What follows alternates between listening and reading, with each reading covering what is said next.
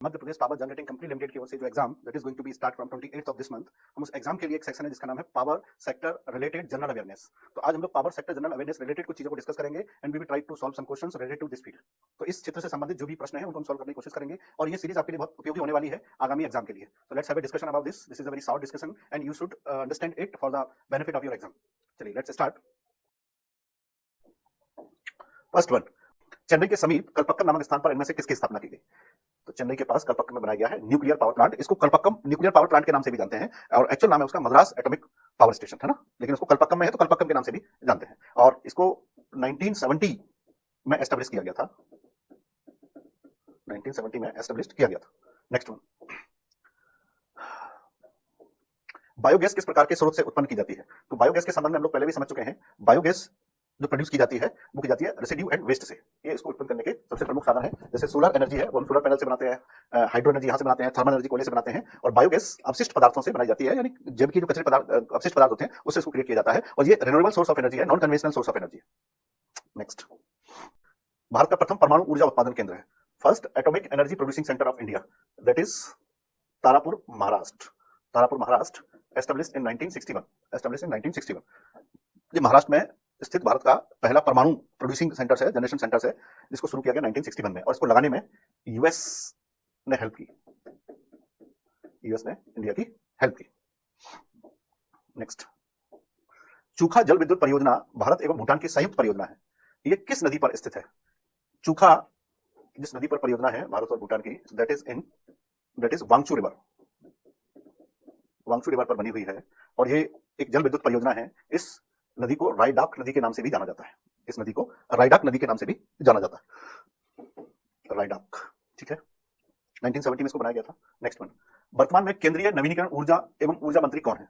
अभी वर्तमान में बनाया गया है आर.के. सिंह, जिन्होंने 2023 के फरवरी में सारे स्टेट के साथ एक एनर्जी कन्वेंशन के लेकर के एक अच्छी मीटिंग ली है, जिसमें उन्होंने ये बताया है हम किस प्रकार से इन सोर्सेस को कम कर सकते हैं। केंद्रीय विद्युत और नवीन एवं नवीनीकरण ऊर्जा मंत्री आर.के. सिंह है।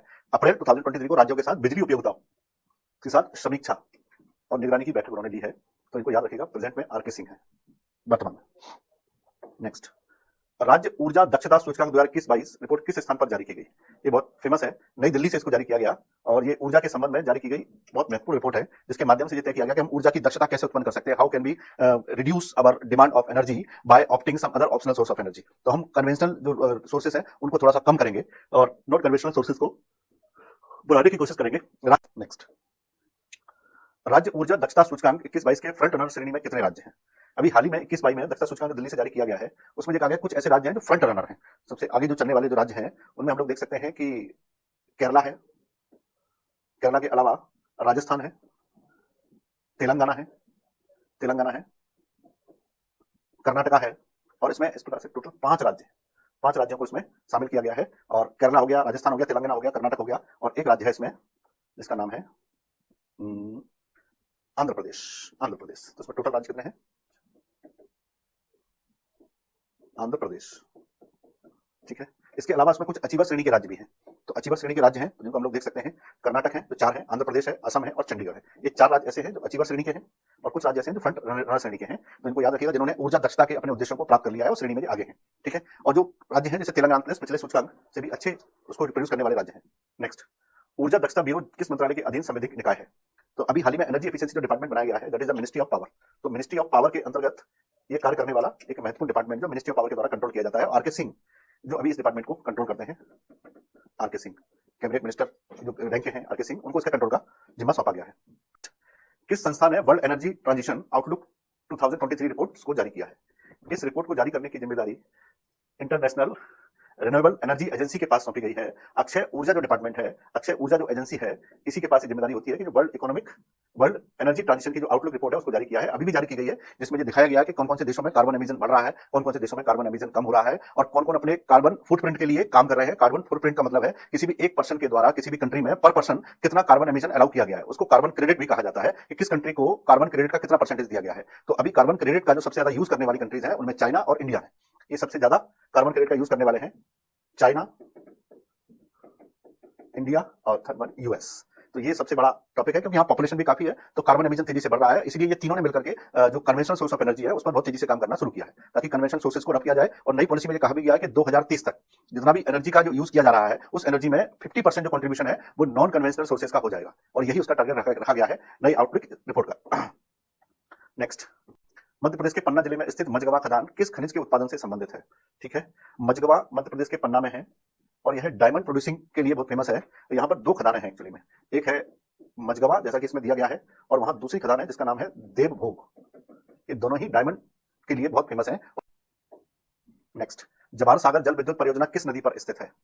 भारत की जितनी भी हाइड्रो पावर प्रोजेक्ट हैं, specially belongs to Madhya Pradesh, उनमें चंबल नदी पर बनाई गई 3 प्रोजेक्ट सबसे फेमस हैं। जैसे एक है गांधी सागर, दूसरा है जवाहर सागर, और तीसरा है राणा प्रताप सागर। राणा प्रताप सागर, तो गांधी सागर, जवाहर सागर, राणा प्रताप सागर, तो इसको लोग याद रखते हैं गाजर के नाम से भी याद रखते हैं। ये तीनों ही हाइड्रो पावर प्रोजेक्ट हैं जो चंबल नदी पर बने हुए हैं। नेक्स्ट वन, 750 मेगावाट का solar power plant Madhya Pradesh के किस जिले में स्थित है? ये अभी भी शुरू किया गया है और ये मध्य प्रदेश के रीवा जिले में लगाया गया है। रीवा जिले में 750 मेगावाट का ये प्रोजेक्ट लगाया गया है, और इस प्रोजेक्ट की विशेषता ये है कि इसको गवर्नमेंट ने सबसे कम समय में पूरा किया है। इस प्रोजेक्ट को मतलब एक स्पीडेस्ट प्रोजेक्ट है जिसको बहुत कम समय में पूरा करके तैयार कर लिया गया है। दुनिया के सबसे बड़े एकल साइट जैसा कि मैंने बताया में एक है जो मध्य प्रदेश के रीवा जिले में लगाया गया है। इसकी कैपेसिटी भी निर्धारित की गई 1590 हेक्टेयर में जो फैला हुआ है, और इसमें एक से ज्यादा वो यूनिट्स भी लगाए जाएंगे जो आगे चल के इसकी प्रोडक्टिविटी को और बढ़ा देंगे, इस प्रोजेक्ट की प्रोडक्टिविटी को। नेक्स्ट, मध्य प्रदेश में तैरता हुआ सौर ऊर्जा प्लांट कहां पर स्थित है? मध्य प्रदेश में आपने देखा होगा कि खंडवा जो जिला है वहां पर तैरता हुआ एक कैबिनेट ने मीटिंग ली थी, तैरती हुई कैबिनेट ने पहली बार, और बोली थी हनुमंतिया टापू पर, जो हनुमंतिया जो टापू वहां पर बनाया गया है उस पर ली गई थी। इसके अलावा उसी में एक बैराज है जहां पर ओंकारेश्वर जो खंडवा रीजन है वहां पर एक तैरता हुआ सोलर प्लांट लगाया गया है। यानी जो सोलर प्लेट्स हैं जो एनर्जी एडॉप्ट करती हैं उनको एक लेक में डाल दिया गया है, जो भाई एक हाई लैटिट्यूड से एनर्जी को एडॉप्ट करती हैं और एनर्जी को क्रिएट करती हैं। तो वन एंड ओनली फ्लोटिंग जो हमारे पास है तैरता हुआ सोलर प्लांट वो खंडवा में है, ओंकारेश्वर प्लेस, ओंकारेश्वर डिस्ट्रिक्ट खंडवा। और इसकी कैपेसिटी भी है, कितने पानी का ये यूज करते हैं, कितने पानी में फैले हुए हैं, किस किस एरिया में है। नेक्स्ट, मध्य प्रदेश का पहला सौर ऊर्जा आधारित गांव कौन सा है? ये बहुत अच्छा प्रश्न है। मध्य प्रदेश के इंदौर के पास, इंदौर से लगभग 80 to 90 किलोमीटर दूर एक विलेज है कस्तूरबा, और इस कस्तूरबा विलेज को सोलर विलेज डिक्लेयर कर दिया गया है, क्योंकि यहाँ के इस गांव के जितने भी जो विद्युत उपकरण है वे सब सौर ऊर्जा के द्वारा प्राप्त की गई ऊर्जा से ही चलाए जाते हैं, और 100% ये पूरा का पूरा सोलराइज एनर्जी से कन्वर्ट किया गया विलेज है, और ये मध्य प्रदेश का पहला सोलर विलेज है, और इसको सोलर विलेज का दर्जा दिया गया। अभी हाल ही में यहाँ पर एनर्जी को सेव करने के लिए भी यूनिट्स लगाए जा रहे हैं, ताकि उस एनर्जी को शहरों के लिए सप्लाई किया जा सके, क्योंकि गांव में इसका कंजप्शन बहुत कम है एनर्जी का, जितना वो लोग क्रिएट करते हैं। मिलते हैं अपने नेक्स्ट सीरीज में, तब तक के लिए थैंक यू।